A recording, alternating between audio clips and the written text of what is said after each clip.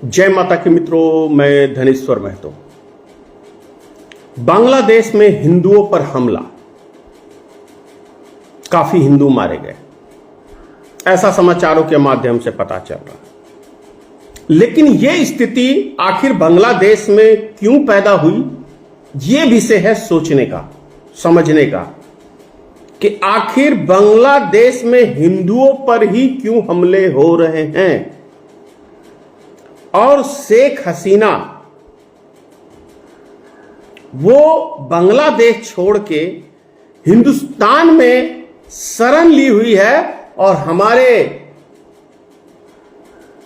भक्तों के पापा श्री नरेंद्र मोदी जी शरण दिए हुए हैं। तो इसका मतलब हिंदुओं से इनको प्यार नहीं है। और जब माननीय प्रधानमंत्री जी वॉर रुकवा देते हैं तो फिर जो हमारे हिंदू भाइयों के ऊपर बांग्लादेश में हमले हो रहे हैं और वहां की शेख हसीना हिंदुस्तान में है, तो वहां के हिंदुओं की जान बचाने की जिम्मेदारी किसकी है?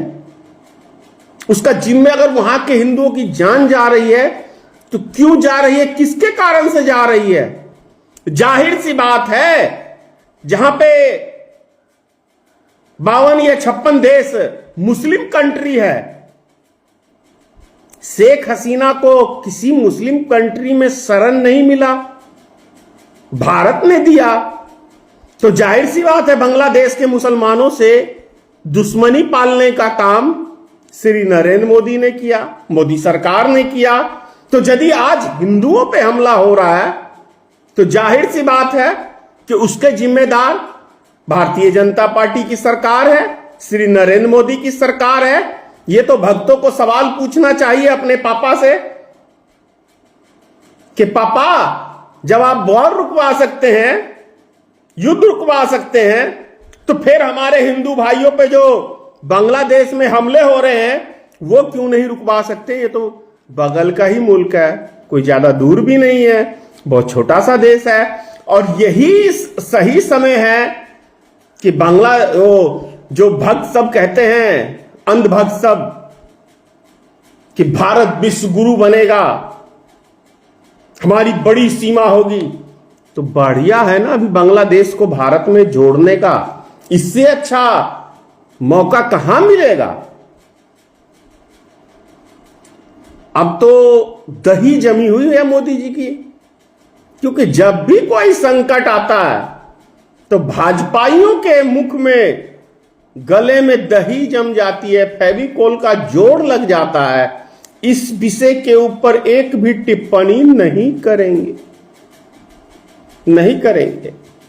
तो सवाल यह उठता है कि उन मासूम हिंदुओं की जो जान खतरे में है बांग्लादेश में, जिम्मेदार कौन है? क्या सही की में शेख हसीना को भारत में शरण देना चाहिए था भाजपा सरकार को? क्योंकि यही स्थिति जो आज बांग्लादेश में है, जो आपको क्या कहते हैं श्रीलंका में है, बहुत जल्द भारत में भी वही स्थिति पैदा होने वाली है।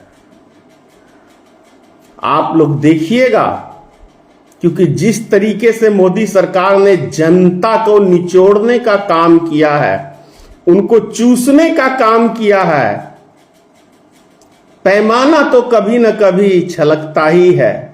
तो सब्र का पैमाना जो है वो हमारे देश की जनता का कितना है, ये देखने की बात है। तो स्थिति कुल मिला के भारत में भी बहुत गंभीर है भीतर से।